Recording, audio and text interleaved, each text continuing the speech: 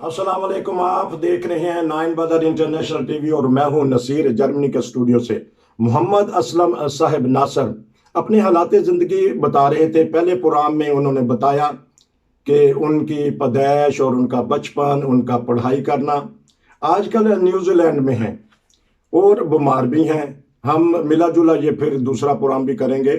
चलें, आज हम उनसे पता करेंगे कि ये किस तरह की तबीयत उनकी ख़राब हो गई। जी अस्सलाम वालेकुम।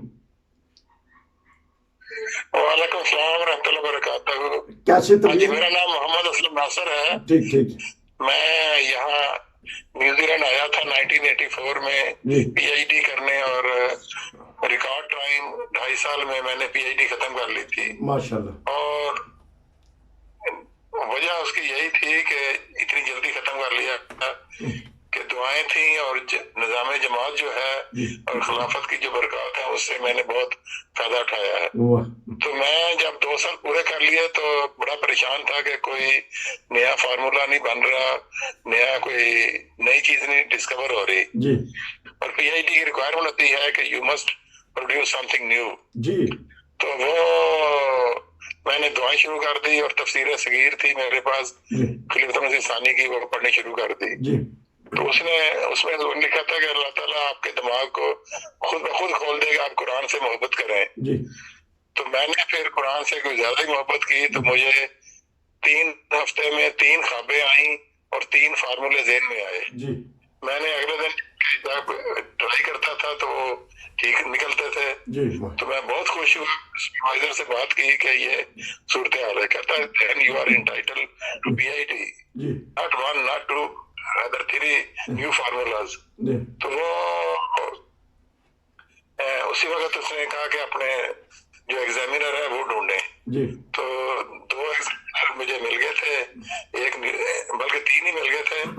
एक न्यूजीलैंड में था, एक स्कॉटलैंड में था ग्लासगो यूनिवर्सिटी में, जी और एक अमेरिका की कॉमन यूनिवर्सिटी का प्रोफेसर था जी जो नासा में कंप्यूटेशनल मैथमेटिक्स का डायरेक्टर भी था उस जी वक्त।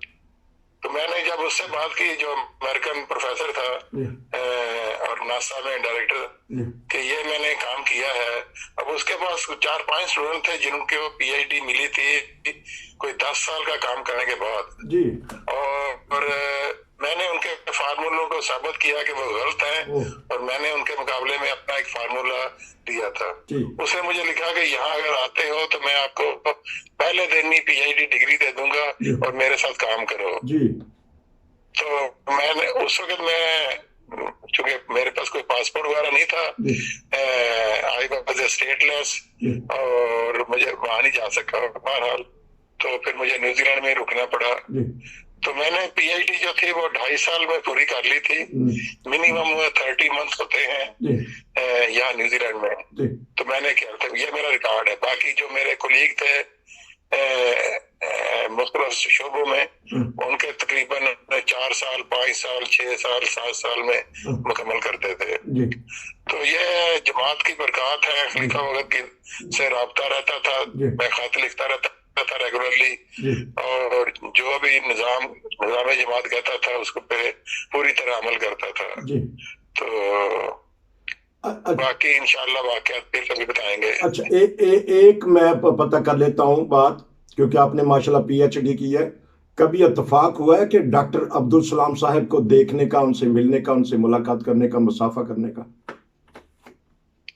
उनसे कई दफा मुलाकात हुई है, कई दफा राब्ता हुआ है।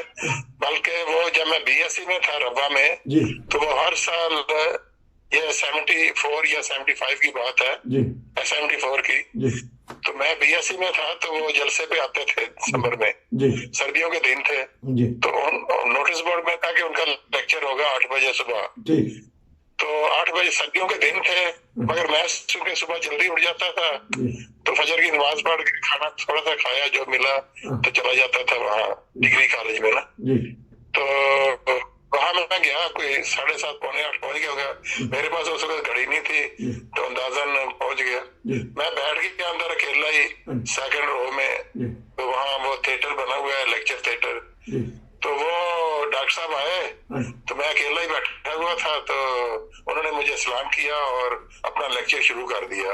अच्छा मैं बड़ा हैरान हुआ कि लेक्चर सुनने वाला तो मैं अकेला और मुझे तो कुछ समझ नहीं आनी। जी बाद उन्होंने अपना लेक्चर खत्म किया। जो बाकी स्टूडेंट और टीचर थे वो बाद में आस्ते आस्ते आए थे। जी उस वक्त डॉक्टर नसीर खान साहब हेड ऑफ द डिपार्टमेंट थे, जी वो भी बाद में आए थे। जी जब लेक्चर खत्म हो गया उनका 1 घंटे का, तो उन्होंने वो 8:55 पे खत्म कर दिया था, जी क्योंकि वो देते थे 55 मिनट ही जी या 50 मिनट ना। हम्म, तो वो डॉक्टर साहब ने कहा कि चाय का इंतजाम है, तो कहते ठीक है मेरे पास अभी 10 मिनट और हैं, जी तो चलते हैं। जी तो वो सारे स्टूडेंट डॉक्टर अब्दुल साहब के साथ, जी डॉक्टर साहब ने मुझे बुलाया, मेरा हाथ पकड़ा, कहते असल स्टूडेंट मेरा तो ये है। वाह जी तो वो फिर मुझे ले गए वहां पे।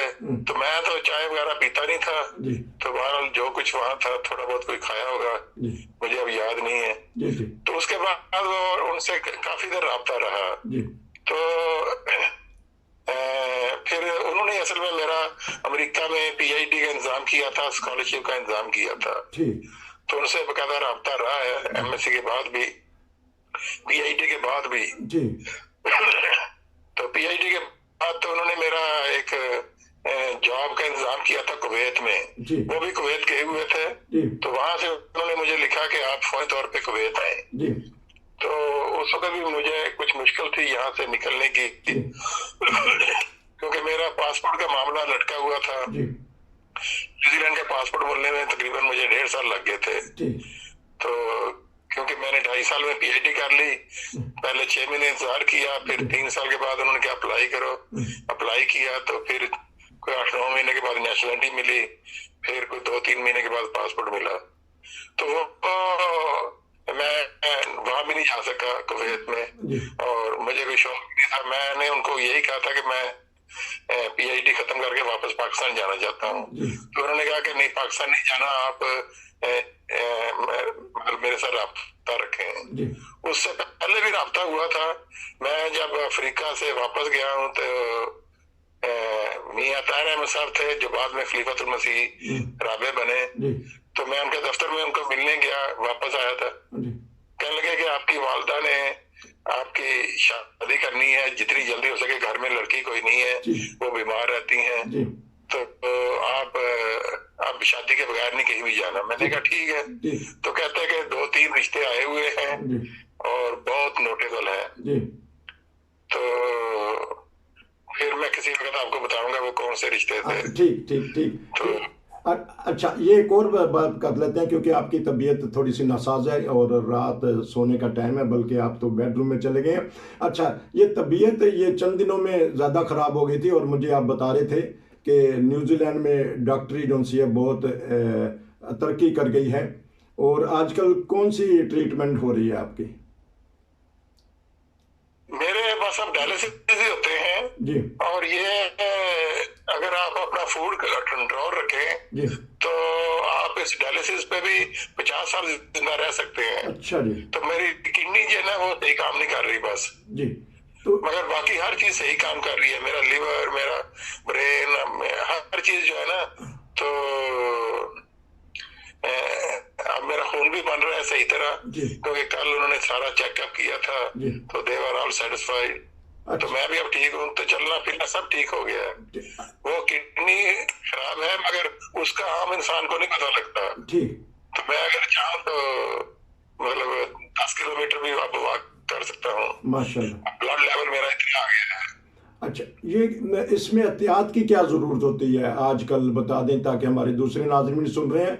और आज कल जो आपने नई टेक्निक बताई है कि अंदर वो ट्यूब वगैरह रख देते हैं, ताकि वो भी दिलचस्प बड़ा आपने वाक़या सुनाया। तो हमारे पास 4-5 मिनट है, फिर इंशाल्लाह इजाज़त लेंगे। जी बताइएगा, क्या किस तरह हो जाती है और आपको किस तरह हो गया था, क्या खबर? डायलिसिस के 2 तरीके हैं। जी एक ये है कि आपके शोल्डर में या बाजू में एक टनल बनाते हैं जी और उस टनल के जरिए 2 पाइप गुजारते हैं, जी पतले पतले प्लास्टिक के या सिलिकॉन के, जी और एक पाइप आपका खून निकाल के उस मशीन में डालता है, जी और दूसरा मशीन से लेके आप साफ जो खून है वो वापस आपके जिस्म में डालता है। ठीक तो आपने खून साफ करना आता है। जी वो जो तरीका है होमो डायलिसिस, वो तकरीबन 3 से 5 घंटे लगते हैं, ओह जी डिपेंड करता है आप आपकी खुराक क्या।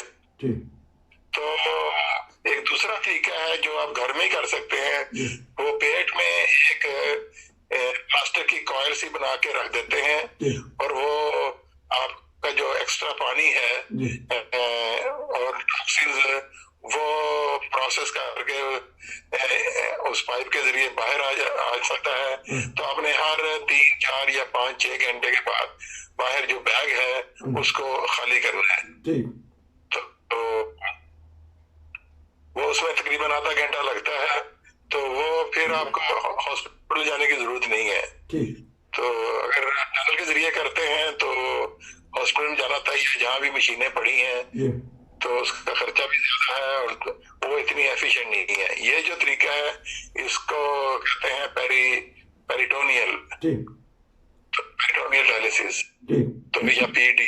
ठीक तो टेक्नोलॉजी बहुत ही, अब तो किडनी भी बन गई है आर्टिफिशियल। जी मैंने चंद दिन पहले ही पढ़ा था, अखबारों में आया है, जी उन्होंने टेस्ट जिस तरह हार्ट के लिए वो लग जाता है पेस मेकर, जिस तरह किडनी उन्होंने बना ली है, ठीक मगर अभी कमर्शियली अप्लीकेबल नहीं है।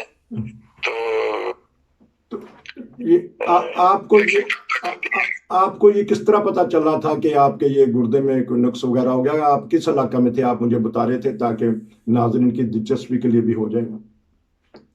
मैं युगांडा में था, नहीं हम वहाँ छुट्टियां गुजारने गए थे, मगर लॉकडाउन हो गया कोरोना की वजह से। जी तो एक ही जगह पे तकरीबन हम साल रहे। जी तो उस साल में तो हमारा फूड वगैरह बहुत अच्छा था, नॉर्थ ऑफ युगांडा था, जी और हेल्थ भी बड़ी इंप्रूव हो गई और मेरी वाइफ की भी हेल्थ बहुत इंप्रूव हो गई। तो आई वाज रियली फिट। जी फिर हम साउथ में मूव हो गए कि कैपिटल के करीब, ताकि जल्दी से हमारा इंतजाम हो जाए निकलने का। जी लॉकडाउन खत्म हुआ था 2-3 महीने के लिए, जी तो 2 महीने भी नहीं, मेरा शायद 1 महीने के लिए खत्म। तो वो हम जब साउथ में मूव हुए तो वहाँ मच्छर ज्यादा थे। जी मुझे 1 महीने के अंदर ही 3-4 दफा मलेरिया हुआ, ओ और इवेंचुअली मलेरिया टाइफाइड में कन्वर्ट हो गया। ओ उसके नतीजे में मेरा मलेरिया जो है ना, अगर बहुत अग्रेसिव हो तो आपके रेड सेल खत्म कर देता है। ठीक जब मेरे रेड सेल खत्म हो गए तो मेरा होमोग्लोबिन लेवल जो था वो बिल्कुल गिर गया, जी क्लोज टू डेथ हो गया था। अरे, फिर एक पॉइंट पे मेरी टांगें सूज गई, पाँव सूज गए, ओ और वो है किडनी फेल्यूर के चांसेस। ठीक तो वो किडनी जो थी वो डैमेज हो चुकी थी, जी और किडनी फंक्शन तकरीबन 5% रह गया था, जी 5 to 7%। तो उस वक्त फिर उन्होंने मेरा डायलिसिस शुरू किया। तो युगांडा में मैंने एक हफ्ते में 4 दफा करवाया, हाँ तो फिर मैं खड़ा हो सकता था। तो फिर मेरी वाइफ की हिम्मत है कि वो मुझे माशाल्लाह वहाँ युगांडा से न्यूजीलैंड तक ले आई। तो यहाँ तो आते ही एयरपोर्ट पर उतरते ही मुझे हॉस्पिटल ले गए, जी वहाँ ऑकलैंड में वहाँ 2 हफ्ते रखा, और मेरी थॉरोली ट्रीटमेंट करते रहे। तो वहां से फिर मैं चलने फिरने काबल हो गया। जी तो मुझे डेली फोन क्या कहते हैं, फोन भी देते थे, जी उनकी बोतल लगती थी डेली, और डेली डायलिसिस भी होता था, पहले 4-5 दिन होता रहा। जी तो जिस चीज की मुझे जरूरत थी आयरन की, रेड सेल रीबिल्ड करने थे, जी तो होमोग्लोबिन करना था।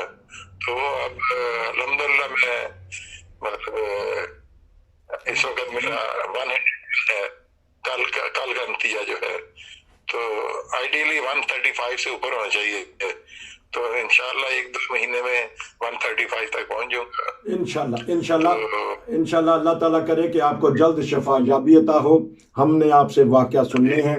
ये था नाजरीन आज प्रोग्राम नंबर 2। मुकर्रम असलम नासर साहब अपने हालात ज़िंदगी बता रहे हैं। बहुत ही प्यारे ईमान फरोज़ वाक़यात हैं इनके पास। खिलाफत अहमदिया के निज़ाम जमात के रबवा की यादें हैं। फिर यूरोप और बेशुमार दुनिया के ममालिक इन्होंने देखे हैं और फिरे हैं। बहुत सारा तजर्बा है। आज इन्होंने वक़्त की पाबंदी का डॉक्टर अब्दुल सलाम साहब के आज एक वाक़या सुनाया कि वक़्त की क्या अहमियत है। नाजरीन ये था आज का प्रोग्राम, क्योंकि वक़्त ख़त्म हो गया है। नसीर को जर्मनी से इजाज़त दीजिए। आपका बहुत शुक्रिया जी। अस्सलाम वालेकुम।